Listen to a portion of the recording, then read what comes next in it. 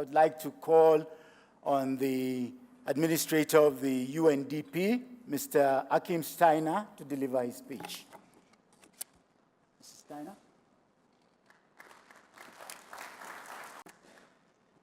His Excellency Demeke Mekonnen, Deputy Prime Minister of the Federal Republic of Ethiopia, Deputy Chairperson of the African Union Commission, His Excellency Kwesi Kwati, my dear colleague Vera Songwe, Executive Secretary of the Economic Commission for Africa, and Deputy Head of Mission Omar Abdullah of the Republic of Sudan.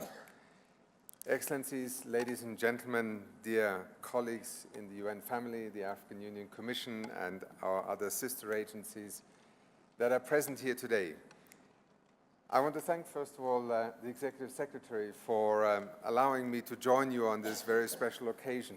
60 years, the 60th anniversary of the Economic Commission for Africa is really quite a remarkable number, not only of years to celebrate, but also of periods that have defined the development narrative of the continent of Africa. And as the Executive Secretary said, ECA, the Economic Commission for Africa, has in many ways been part of Africa's changing, continuously changing narrative of development for 6 decades.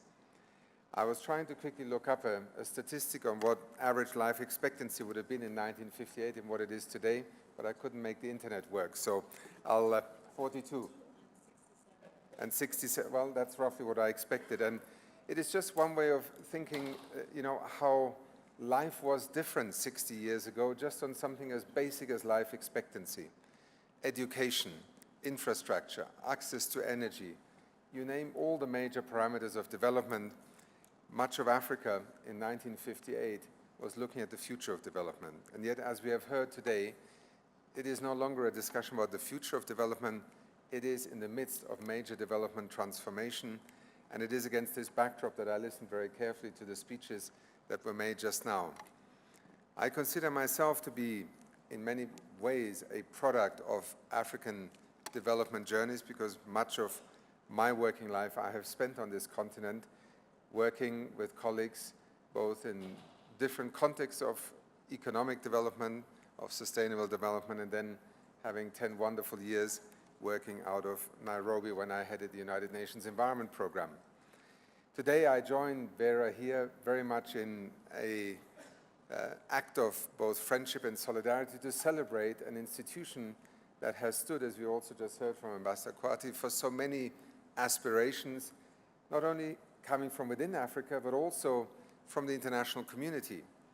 At the end of the day, the United Nations is an expression of collective interest, of collective commitments, and the fact that in 1958, the United Nations family established an Economic Commission for Africa when most of its nation states, as we know the continent today, were still struggling for independence, trying to escape from the legacy of colonialism and embarking on these aspirational pathways for development.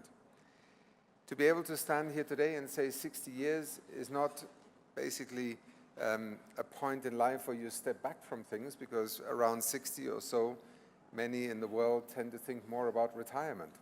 And I think it is a wonderful occasion to our Executive Secretary here to be able to look forward with the Economic Commission at a moment in time when Africa truly is going through a major period of transformation. Transformation in so many ways, and I do not have to tell you what they are, but in the political sphere, in the economic sphere, in social change, in the environment, the advent of climate change, but also the digital economy, the possibilities that are both associated with it and the challenges of trying to bring a continent that has to compete in a global economic marketplace where artificial intelligence will soon be the most extraordinary leveler of possibility, but may also be the greatest differentiator in creating new inequalities. These are challenges that will transform African economies. It will also transform the relationship of the world with the African continent. So few in the rest of the world understand today that just in the next 30 to 40 years, more people will be connected to an electricity grid on this continent than the entire Chinese nation has put onto a power grid in the last 50 years. We are talking about phenomenal changes that will not only drive development within the continent, but will change the relationship of the African continent to the rest of the world and vice versa.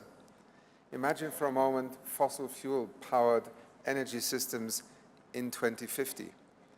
1.5 billion more people depending on fossil fuels will not only put into question the entire notion of a Paris Agreement, it will also, frankly, change the dynamics of the entire global marketplace for energy. Extraordinary choices and opportunities are emerging today that we together, ECA, the UN family, UNDP, have over the last decades tried to bring both to the table in terms of options that Africa would consider for its own development, but also in working with the institutions across the continent, and particularly with the African Union as it has emerged, the African Union Commission, a partnership that is becoming ever stronger, in which ECA is the UN's anchor here in Addis Ababa.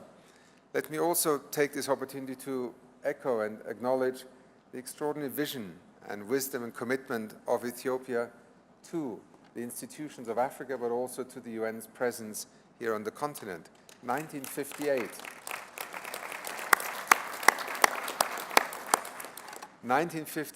what extraordinary foresight to have had at that point in time to envisage a kind of capital of Africa as we see it here today. I want to end by just echoing a little bit also to the notion of reform. The African Union is going through major reforms. The United Nations is passing through major reforms. Reforms are always an expression of both frustration and aspiration. We are, in a sense, seeing the world at large, our citizens questioning many of our institutions. They are not evolving fast enough. They are not being responsive enough, not accessible enough, but also in our structural configuration, we often become calcified. We become slow. We develop inertia. We lose horizon. We lose ambition. I think listening to you just now, Deputy Chairperson, I was very struck by the fact that the coincidence of the reform of the African Union and the United Nations led by Secretary General Antonio Guterres is perhaps no accident. It is both an expression of lessons learned within each of these institutions, but also a sign of our times. Things will change dramatically over the next decade or two. Development simply will not be a progression in exponential terms that follows a trajectory that is reflecting the past. Major disruptions in a sense of an opportunity, but also in the sense of this disturbance and uncertainty, and certainly also in terms of potential crisis, are all part of this outlook. As we work together with the Economic Commission for Africa in the UN family, but also in UNDP, we are highly committed to this notion that has evolved over many years, that namely the UN family, the African Union Commission, but also institutions such as the African Development Bank and others on the continent are bound to work together. We are bound to also continue to do the kinds of things that we have learned to do together. Just recently, the Africa Economic Conference in Kigali, the forthcoming African Sustainable Development Report of the African Union Commission, the African Development Bank, the Economic Commission for Africa, and UNDP are just a couple of examples of how we bring together the continent's lessons and tackle many of the main issues that lie ahead in terms of decision-making and strategic choices.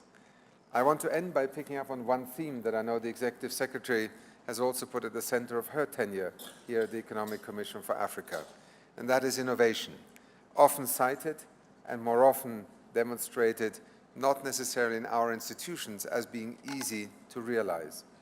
I hope that over the next years, we will together be able to work across the continent on this notion of innovation in development, innovation for development, and development driving innovation from within the continent. We have many examples of where this is happening already today, and I think in the way that we can work together, both with the Economic Commission, the African Union Commission, and individual countries, provides enormous opportunities. You can count on us in the United Nations Development Programme to continue to maintain the strongest presence across the continent of any international organization, and not just temporarily, but to have been part of the journey of development of this continent for over 4 decades, today still present in 50 countries, and on the innovation front, opening new partnerships with an accelerator lab initiative that we will launch in 60 countries worldwide next year. But our commitment to Africa is to have half of them established here on the continent. They will be some of the platforms that we can use to work together with our institutions, but also with the countries of the continent. Thank you again for inviting me to join you for this celebration, and have a wonderful birthday. Thank you.